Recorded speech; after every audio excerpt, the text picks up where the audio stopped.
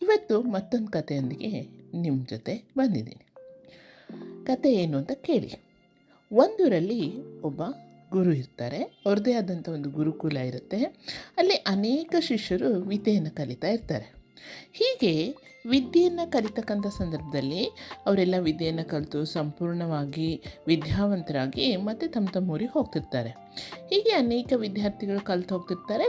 ಒಂದು ಸಾರಿ ಏನಾಗುತ್ತೆ, ತುಂಬ ವಿದ್ಯಾರ್ಥಿಗಳು ಅವ್ರ ಹತ್ರ ವಿದ್ಯೆ ಕಲಿತು ಹೋಗಿರ್ತಾರಲ್ಲ, ಆಗ ಅವರಿಗೆ ಯಾಕೋ ಸಾಕಪ್ಪ, ಇನ್ನು ನಾನು ಏನು ದೇಶ ಸಂಚಾರ ಮಾಡೋಣ ಅಂತ ಹೇಳಿ ಅವ್ರೇನು ಮಾಡ್ತಾರೆ, ಕೆಲವೊಂದು ತಮ್ಮ ವಿದ್ಯಾರ್ಥಿಗಳನ್ನೆಲ್ಲ ಕರೆದು, ನನ್ನಲ್ಲಿರೋ ಈ ವಸ್ತುಗಳನ್ನೆಲ್ಲ ನಿಮ್ಗೆ ಯಾವ್ದು ಬೇಕೋ ಅವನ್ನೆಲ್ಲ ನಿಮ್ಮ ಇಷ್ಟು ಬಂದಿದ್ವೆಲ್ಲ ತೊಗೊಂಬಿಡಿ, ನಾನು ಈ ಆಶ್ರಮನ ಬಿಟ್ಟು ಹೋಗ್ತಾ ಇದ್ದೀನಿ ಅಂತ ಹೇಳ್ತಾರೆ. ಗುರುಗಳಿಗೆಲ್ಲ ಮಕ್ಕಳು ತಮಗೆ ಬೇಕಾದಂಥ ವಸ್ತುಗಳನ್ನೆಲ್ಲ ತಗೋತಾರೆ.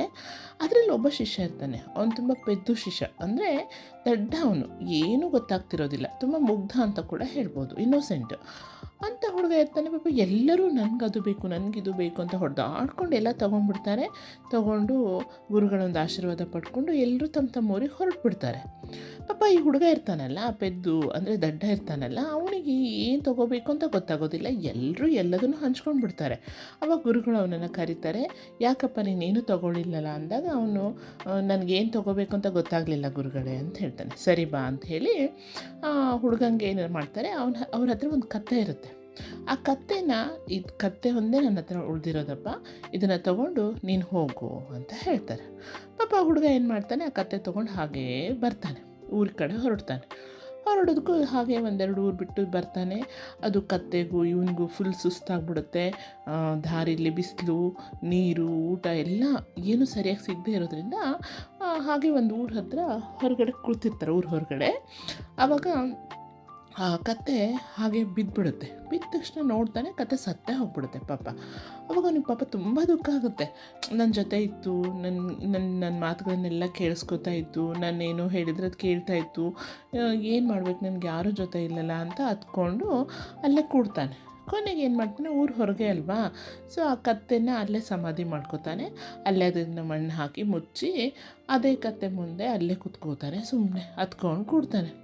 ಒಂದೆರಡು ದಿನ ಆಗುತ್ತೆ. ಹಾಗೆ ಊರಿನ ಜನ ಎಲ್ಲ ಗಮನಿಸ್ತಾ ಇರ್ತಾರೆ, ಯಾರೋ ಒಬ್ಬರು ಹೊರಗಡೆ ಕೂತಿದ್ದಾರೆ, ಒಂದು ಸಮಾಧಿ ಮುಂದೆ ಕೂತಿದ್ದಾರೆ ಅಂತ ಹಾಗೆ ಸುದ್ದಿ ಆಗುತ್ತೆ. ನೋಡಿ, ಬೇಗ ಊರು ತುಂಬ ಸುದ್ದಿ ಆಗಿಬಿಡುತ್ತೆ ವಿಷಯಗಳು. ಹಾಗೆ ಬರ್ತಾರೆ, ಅವನು ಏನು ಮಾತಾಡೋದಿಲ್ಲ, ಸುಮ್ಮನೆ ಮೌನವಾಗಿರ್ತಾನೆ ಆ ಹುಡುಗ. ಆವಾಗ ಯಾರೋ ಗುರುಗಳಿರಬೇಕು, ಏನೋ ಸಿದ್ಧಿಸ್ಕೋತಾ ಇದ್ದಾರೇನೋ ಅಂತ ಜನರಲ್ಲಿ ಒಂದು ವಿಚಿತ್ರವಾದ ಭಾವನೆಗಳು ಪ್ರಾರಂಭ ಆಗ್ಬಿಡುತ್ತೆ. ಹಾಗೆ ಸುದ್ದಿಗಳು ಹರಡುತ್ತೆ. ಕೆಲವರು ಬರ್ತಾರೆ, ಅವನ ಹತ್ರ ಏನೋ ಸಮಸ್ಯೆಗಳು ಹೇಳ್ತಾರೆ. ಅವನು ಆ ಸಮಾಧಿ ಹತ್ರ ಇರ್ತಕ್ಕಂಥದ್ದು ಮಣ್ಣು ಹಚ್ಕೊಂಡು ಹೋಗ್ತಾರೆ. ಹೀಗೆ ಏನೇನೋ ಮಾಡ್ಲಿಕ್ಕೆ ಸ್ಟಾರ್ಟ್ ಮಾಡ್ತಾರೆ ಜನ ಎಲ್ಲ. ಅದರಿಂದ ಅವ್ರಿಗೆ ಒಳ್ಳೇದೇ ಆಗ್ಲಿಕ್ಕೆ ಪ್ರಾರಂಭ ಆಗುತ್ತೆ. ಆವಾಗ ಏನು ಮಾಡ್ತಾರೆ, ಹಾಗೆ ಒಬ್ಬರಿಂದ ಒಬ್ಬರಿಗೆ, ಊರಿಂದ ಊರಿಗೆ, ಜನರಿಂದ ಜನರಿಗೆ ಎಷ್ಟು ಬೇಗ ಸುದ್ದಿ ಸ್ಪ್ರೆಡ್ ಆಗುತ್ತೆ ಅಂದರೆ ಹೇಳೋಕ್ಕೆ ಅಸಾಧ್ಯ. ಅವಾಗ ಎಲ್ಲರೂ ಬರ್ತಾರೆ, ತಮ್ಮ ಸಮಸ್ಯೆಗಳನ್ನು ಅವನ ಮುಂದೆ ಹೇಳ್ತಾರೆ. ಅವನೇನು ಮಾತಾಡೋದಿಲ್ಲ. ಅಲ್ಲಿರ್ತಕ್ಕಂಥ ಕತ್ತೆ ಸಮಾಧಿ ಇರುತ್ತೆ ನೋಡಿ, ಆ ಸಮಾಧಿ ಮೇಲಿರೋ ಮಣ್ಣು ಹಾಗೆ ಕೊಡ್ತಾನೆ. ಅದನ್ನು ಅವ್ರು ಅರಿಯುತ್ತಾರೆ. ಅದೇ ಒಂದು ಇದನ್ನು ಹಣ್ಣಿಗೆ ಹಚ್ಕೊಂಡು ಅಥವಾ ಏನೋ ಒಂದು ಸಮಸ್ಯೆಗಳನ್ನ ಅವ್ರು ಅದಕ್ಕೇನೋ ಪರಿಹಾರ ಮಾಡ್ಕೊಂಡು ಹೋಗ್ತಿರ್ತಾರೆ. ಹೀಗೆ ಅವನು ತುಂಬ ಪ್ರಸಿದ್ಧಿ ಆಗಲಿಕ್ಕೆ ಪ್ರಾರಂಭ ಆಗ್ಬಿಡ್ತಾನೆ. ನೋಡಿ, ಅವ್ನು ದಡ್ಡ, ಅವ್ನಿಗೇನು ಗೊತ್ತಿಲ್ಲ ಪಾಪ. ಆದರೆ ಜನರ ಬಾಯಲ್ಲಿ ಅವನಿಗೆ ಏನೋ ಒಂದು ಸ್ಥಾನಮಾನ ಸಿಕ್ಬಿಡ್ತು. ಆಗ ಅವನ್ನ ಏನೂ ಹೇಳೋದೇ ಇಲ್ಲ, ಸುಮ್ಮನೆ ಮೌನವಾಗಿರ್ತಾನೆ. ಎಲ್ಲರೂ ಅಂದ್ಕೊಂಡಿರ್ತಾರೆ, ಇವರು ಮೌನ ಗುರುಗಳು, ಇವರೇನು ಮಾತಾಡೋದಿಲ್ಲ, ಇವರು ಸಿದ್ಧಿ ಮನುಷ್ಯ, ಹಾಗೆ ಹೀಗೆ ಅಂತ ಅವನ ಬಗ್ಗೆ ತುಂಬ ಗೌರವದ ಭಾವನೆ ಇಟ್ಕೋತಾರೆ. ಒಂದೂರಿಂದ ಒಂದೂರಿಗೆ ಹೋಗುತ್ತೆ ಸುದ್ದಿ ಎಲ್ಲ, ಬೇರೆ ಕಡೆಯಿಂದ ಎಲ್ಲ ಜನ ಬರೋಕ್ಕೆ ಪ್ರಾರಂಭ ಮಾಡ್ತಾರೆ. ಆಮೇಲೆ ಜನ ಎಲ್ಲ, ಊರ ಜನ ಎಲ್ಲ ತಿಳ್ಕೊಂಡು, ಪಾಪ ಗುರುಗಳು ಈ ಥರ ಊರು ಹೊರಗೆ ಇದ್ದಾರೆ, ಇವ್ರಿಗೊಂದು ಏನಾದರೂ ಆಶ್ರಮ ಕಟ್ಕೊಡೋಣ ಅಂತ ಹೇಳಿ ಅವನಿಗೊಂದು ಆಶ್ರಮ ಕಟ್ಕೊಡ್ತಾರೆ. ಆಮೇಲೆ ಆ ಸಮಾಧಿ ಮೇಲೆ ಎಲ್ಲ ಇದನ್ನು ಮಾಡ್ಕೊಂಡು ಅದನ್ನೊಂದು ಪೂಜೆ, ದಿನ ಸಮಾಧಿ ಪೂಜೆ, ಅದ್ರದ್ದು ಕುಂಕುಮ ಎಲ್ಲ ಹಚ್ಕೊಂಡು ಹೋಗ್ತಿರ್ತಾರೆ ಜನ. ಅವ್ರದ್ದೇನೋ ಸಮಸ್ಯೆಗಳನ್ನ ಬಂದು ಅವ್ರು ಹೇಳ್ಕೊಂಡು ಹೋಗ್ತಾ, ಅವ್ರಿಗೆ ಸಮಸ್ಯೆಗಳು ಪರಿಹಾರ ಆಗುತ್ತೆ, ಅದು ಅವ್ರ ನಂಬಿಕೆ. ಸೊ ಹೀಗೆ ಅದು ತುಂಬ ಪ್ರಸಿದ್ಧಿ ಆಗಿಬಿಡುತ್ತೆ. ಎಷ್ಟು ಪ್ರಸಿದ್ಧಿ ಆಗುತ್ತೆ ಅಂದರೆ ಎಲ್ಲೆಲ್ಲಿಂದನೂ ಜನ ಬರೋಕ್ಕೆ ಪ್ರಾರಂಭ ಮಾಡ್ತಾರೆ. ಆದರೆ ಅವನು ಮೌನ ಗುರು, ಏನು ಮಾತಾಡ್ತಾ ಇರೋದಿಲ್ಲ. ಎಲ್ಲ ಜನ ಅಂದ್ಕೊಂಡಿರ್ತಾರೆ ಇವನಿಗೆ ಮಾತೇ ಬರೋದಿಲ್ಲ ಅಂತ. ಹಾಗಾಗಿ ಹಾಗೇ ಪ್ರಸಿದ್ಧಿ ಆಗ್ತಾನೆ.